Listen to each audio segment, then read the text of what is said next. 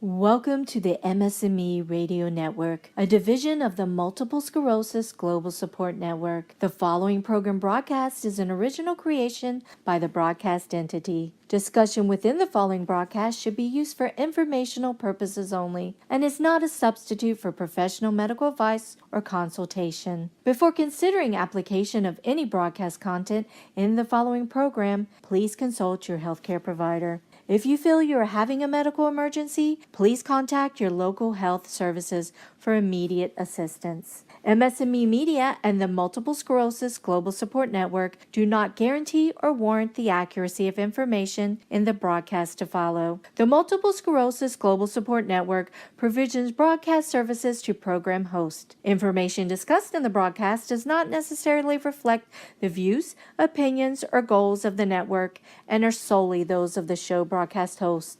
Should you wish to host a broadcast, please visit our website at msmemedia.com and submit a request to become a program host. We thank you for listening to the MS&Me Radio Network. Enjoy the show.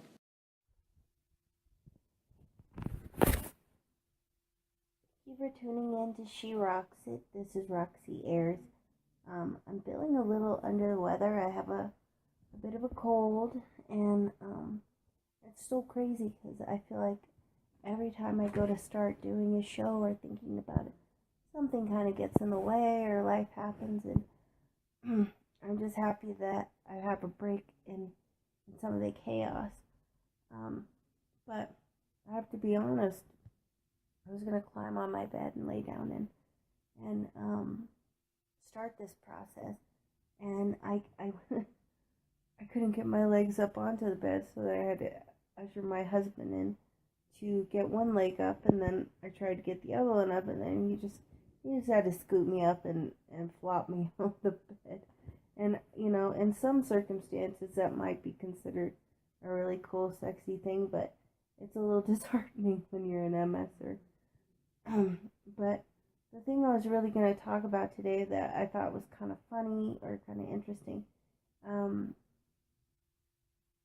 I often talk about my rotary nystagmus, and it's, I don't even know how, and I always tell people everyone's dancing all the time, but I'm telling you, I have two eyes, and they are moving in a constant circle for different times and different paces. They don't even do it in unison, which is kind of crazy, but then I've gotten used to it. It's sort of my normalcy, but everything is so much harder. Like, I have no depth perception when it comes to, like stepping off of a curb. Like, if there's any weird discoloration on the road, like, I'll be standing next to, like, thinking it might be a step, and then I'm like, oh my god, how deep is it? And sometimes there's no step there at all. I'm just looking at, the main sidewalk with an even keel into the asphalt, but it's just fear because I've had enough moments where I had to, swan dive off of a curb and hope for the best. But I often tell people that I have dancing eyes or kind of crazy jazzy eyes, and I always put little happy names on it, but honestly it is not a happy situation. Granted, I've become accustomed and it's my reality, so I kind of roll with it. And that's something my dad would always say. He's like, no, if you can't handle it, you gotta roll with it. So I do that with like anything I do. I think about it. I can almost hear his voice in my head. And and I don't know, man. I just get so tired sometimes of them just being kind of in the way of just me living. I think I would have kept working for much longer if I knew I could see the paperwork of these individuals I was helping and know that I was doing a perfect job. And I knew in my heart of hearts I couldn't say that. I knew that my jazzy eyes were not going to be helpful if I'm doing their stuff wrong, and I wouldn't want them to be at a disadvantage. So I had to just, chalk it up to you're doing the best you can and hope for the best. But um, it was so funny years ago, and this was long before my MS thing became a reality. I was probably about, I'd say 21, and I'd moved to Florida to hang out with my husband's family. And I have to be honest, I don't despise Florida, but with MS, we are very heat sensitive, and Florida's like a giant freaking microwave of heat. And like honestly, I have curly hair already. And then you go out to Florida, and it is a crap show. Because I mean, there is no method to my hair's madness, and I mean, I could probably get a bird nesting in that if I'm not careful. If I stand still for too long, especially in Florida. But the reason I bring up Florida and I bring up going there is I met my husband's aunt, and oh, her name's Mitzi Ayers, and she is amazing. Probably one of the nicest, most genuine, kind-hearted ladies. And she told me, she says, she looked at me, and because I smile, I'm kind of crazy. I use a lot of facial expressions while I'm talking. But she looked at me and she says, Roxanne, you have dancing eyes. And I says, oh, that's cool, you know. And but what she meant was there was a twinkle. There was a twinkle in my eye. And I've had people say that to me before. I have a little twinkle on the side where people happen to kind of look at me for a while and talk to me. And I think what it boils down to is being genuine and being all there when you're talking to people. And so anyways, it was just like I don't know if she was a crazy psychic and didn't know it. You know, she foretold that I would definitely be having dancing eyes till the end of time. But and it did. It took quite a few years, and I had maybe a little bit of a back and forth nystagmus, um, and I mean, it was pretty intense, but not like it is now.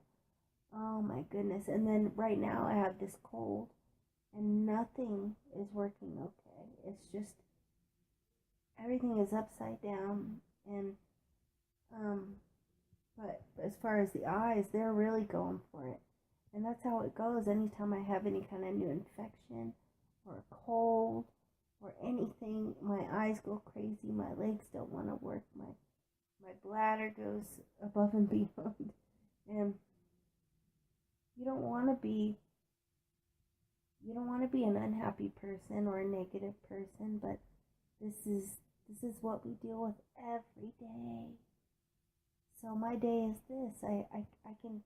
I've told this a bunch of times. I get up out of bed and I check for my feet, make sure they're there, but then I get to walking around and I do all the day to day, really mundane things, and but they've become ritual, and that's what the truth is. It's like with MS, it's a very ritualistic disease, because you have to build a safe format for you to get through every day safely and happily, and know that everything is exactly. And I'm not saying I have any organizational skills.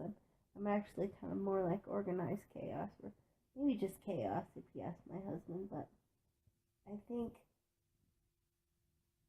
between the eyes being crazy and the body being crazy, and then oh my goodness, can you imagine?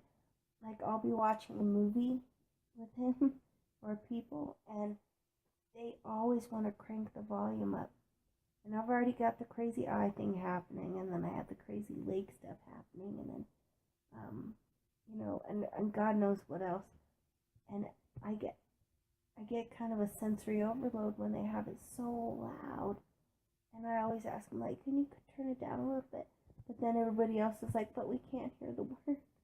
And you don't want to be a pain in the butt. So I have, decided to get it together and just stop complaining about the noise. And honestly, over time, I've kind of adapted a little bit. And that's what we have to do. We have to be an adaptive, um, bunch of people, because it's nothing is ever going to stay the same. But as it changes, we have to be able to move with the new movement, the new earth shaking earthquake kind of. It's like a plate tectonic kind of madness from one time to another. So, anyways, it's like, if we think that our life is gonna get settled and not do any more crazy stuff, that would be really doing a disservice to ourselves. We have to consider that every day is going to have a little bit of a change. And it's frustrating. And I often tell people, and I've told you guys, that MS is a bit of a slow burn disease, because it does this thing where, you get something happening and then you totally get it mastered. You're like, dude, I can handle this crap. And then, oh no, along comes, excuse me, like I said, I'm sick. You basically, you're like, man, I'm used to that junk and I can handle it, and da da da da da. And then all of a sudden, like, I'll be more specific. So when it all started with my condition, it started in one foot, and then kind of grew, like numbness, and like weird sensations and stuff. And oh, it's so weird. And it's so funny, people ask me, like, so what kind of numbness is it? And I'm like, well, it's numbness. And they're like, okay, so what does it feel like? And I said, well, usually in the state of numbness, there's not much feeling at all. But to be honest, in the beginning, the numbness feels like when you sit on your foot too long, like you cross your legs Indian style or something. And then it just turns into that weird fuzzy kind of staticky numbness. It's so weird. And man, I had that in one leg first, and then it grew all the way up till about my knee, and then the next leg decided to follow suit. And that's the way it goes, man. Nothing sits still. Nothing decides to be steady until your body just gives up. But I'm not even gonna own that. I'm just gonna keep rolling with it, But like my dad says, you gotta keep rolling with it. But it's weird, because the numbness grew up my leg, and then the weirdest thing is then it ended up being numbness like all the way from the waist down. And I've joked about it, like it happened about 2 years into my marriage, and that's still honeymoonish.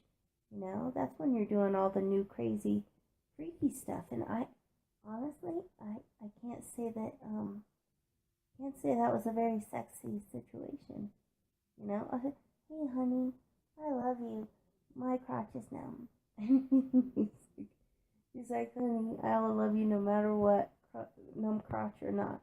But anyways, so that happened, and then one of my hands started getting that weird sit on your foot kind of numbness, where when you rest your elbow too long on a hard surface, then your hand starts going numb. And so my left side is all the time completely kind of, I don't know if it's completely numb, but I always say it's kind of tactile numbness, which means like kind of to the feel. I can feel it, but I can't feel the finite little details of that sensation.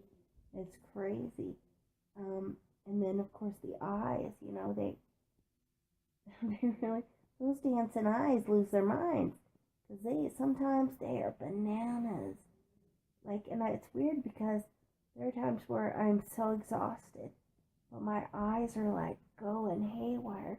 I'm like, I'm wondering if they're just not getting the message. And then I remember that I have multiple sclerosis. It's kind of the thing that happens. And so I have these moments, and it's kind of crazy. And there's always somebody who is going to inquire about your dancing eyes or something. Well, there's times where I don't tell people. Usually I'll bring somebody kind of close so I can see their face too, but I say, hey, take a look at my eyes. Okay, yeah, they're moving around. They're a little crazy. You see them? And they're like, wow, what's going on? And then I'll do different looks and whatever from one side to the other because they do something a little different in any different location in my eyes. And then they just are so amazed. Like, how do you do that? Does it make you want to puke? Oh my God, you must be so dizzy and you get headaches. And I'm like, no, no, no. My brain is kind of a beautiful thing where it takes us slots of information. Because I don't ever see anything in a solid piece, not ever. So I get little slots of information, and then as time goes, if I look at it long enough, my brain will kind of put those pieces together, and that's kind of a beautiful thing. You know, I mean, for what it is, I feel very blessed that is in effect. You know, that's gonna work with me because it really does. Eventually, it gives me the full picture. At first, like I said, slideshow, and then boom, one solid picture, and so it's kind of awesome.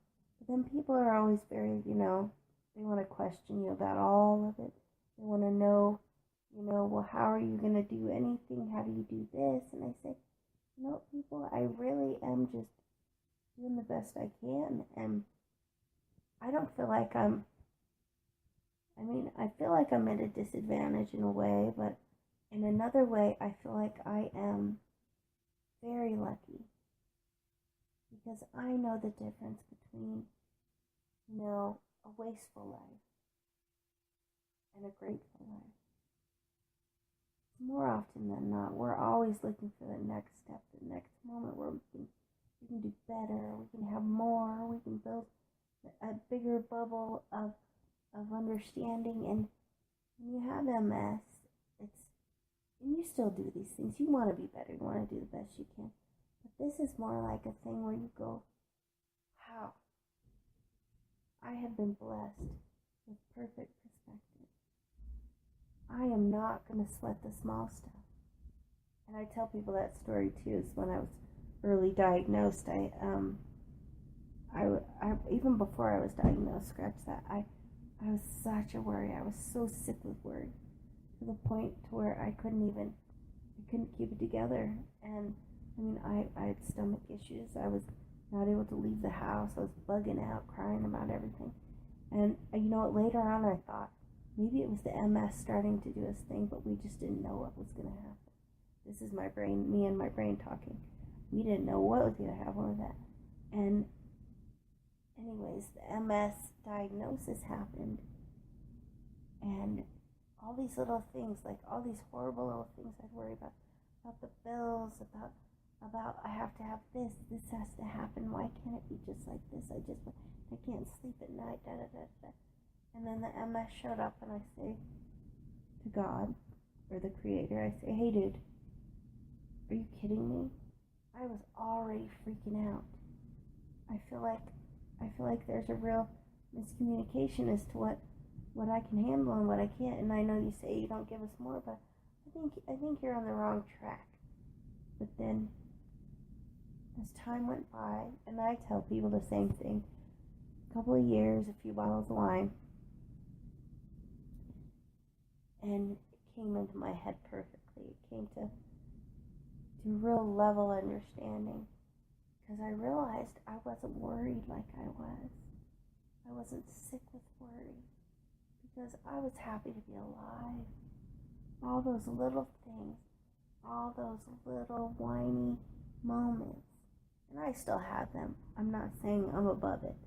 I'm a crybaby when it needs to be. For example, when I tried to climb up on the bed, and I had to have my husband help me lift my leg up on it instead of doing it myself today, because either the cold or who knows, the MS. I have never an idea of how it's all coming together, but overall, all these little pieces kind of, started to make more sense. And how silly to lose sleep over this stuff. Now granted, I couldn't lose sleep over worry anyway, because I'm so exhausted by the end of the night. Maybe from the MS, or maybe from the random medications you have to take that puts you kind of in a strange state of coma. It's so weird. Like, because if you think about it, you're taking baclofen and you're taking gabapentin and then you're taking, and I take a lot, dude, and so that my body doesn't jump and jive. So I think I'm kind of in a state of fog anyway, which I don't notice it. And I'm glad I don't. I'm happy that they're doing what they're supposed to do, and I'm not in a horrible state of exhaustion all the time. But when it's bedtime, it's bedtime. And I'm not worried about nothing. But my point is, these jazzy eyes, these dancing eyes, they could be such a burden. But I don't know, I kind of use it as a tool to soften people's hearts. And these different things I have going on, and then with my stress and worry I used to have, and God put it all in perspective for me by giving me this diagnosis, and it seems like every day I have a new awakening. I have a new restart button. Because I'm grateful. I am grateful to be alive. And I can't tell you. I can't tell you how amazed I am to see how God works through my condition to reach other people. So like I said, my walker softens people's hearts too. They see it and it's like a people magnet and they want to talk to me for 100 years. But then the eyes, I think they go, oh my God, how do you still smile? And I said, my eyes are dancing. And I'm going to be honest, you're dancing. And it's not good dancing what you're doing. And you're dancing pretty poorly. But I joke with them and I'm silly. But what it does is it softens their heart and it gives them a better perspective in their life. Maybe they're not going to have a big ugly disease like we do, but it's a chance. It's a chance to reach people. And that's why this show, I'm happy to do this show, is I have known my whole life that I'm supposed to be connected to human beings on a whole nother level. And I am grateful for opportunities. I'm grateful to Erica. I'm grateful to a bunch of these other ladies that really step up and spend so much time, on this Facebook MS&Me thing. And it's amazing, the umbrella of support. It's crazy how big it is. But I think that people, more often than not, they don't understand. These people are volunteering their days to be helping, like these people trying to sign up to be a part of it. It's all volunteer. But what they're doing is they're opening doorways for people like me, like you, like new people that come in. And if you're listening for the first time, I say welcome. I am so glad you're here. Because this is going to be an amazing thing for you. The amount of support that you're going to be offered is above and beyond. I mean, whether you're an MSer or a family member of an MSer or even different types, different layers of the disease. It's so crazy how big this bubble of support is. And, you get me.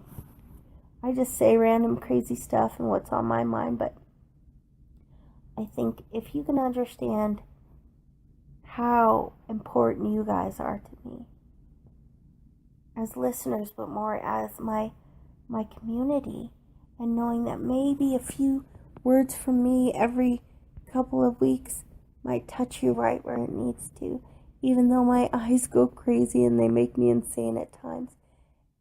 I wish you guys could see them. Maybe I'll do a video so you guys can really understand the gravity of the situation. But I'll give you an idea.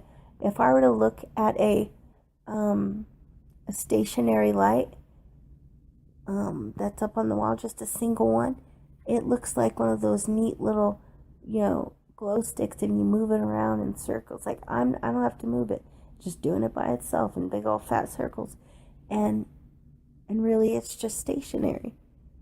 So it's kind of trippy. I don't need any assistance with getting trails or anything like that. A lot of people, they do some mushrooms or something and and then, they get those fun things, but that's my existence all the time. But to go back to square one,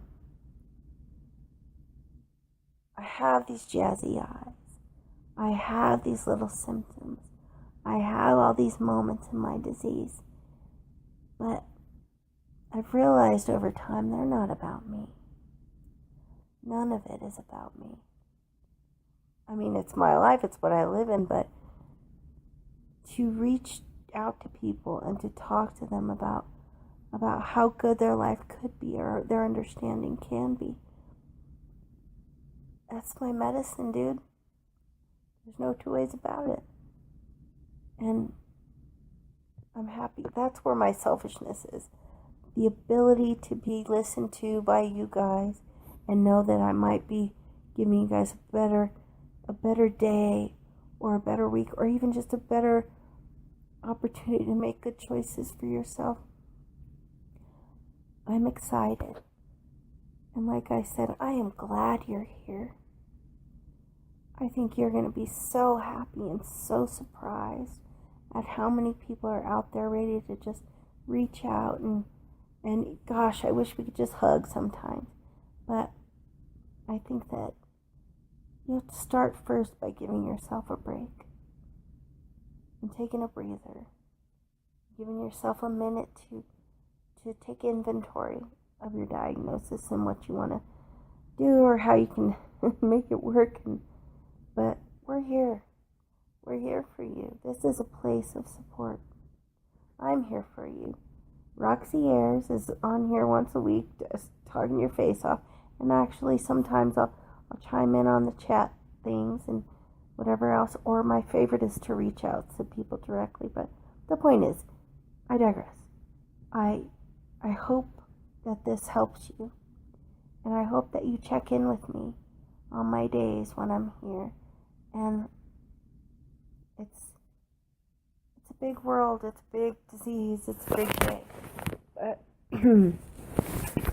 anyways, I guess that's enough. But I look forward to having more opportunities to share some of my crazy. And please look at some of my older ones because I feel like this might not be my best performance, but I think it might hit home with somebody. So I'm just thanking God that we're here, and I'm thanking God that you're here. And, just stay warm and kind and as happy as you can be, considering our diagnosis. So, okay, guys. I am so happy to be here. I'm so happy you're here. Just chime in with me whenever you can. If you can't get the live feed, then by all means, there's a bunch of archived stuff on MS&Me radio page. So anyways, okay, I gotta go. But goodbye, and I love you guys. Keep it cool. Goodbye.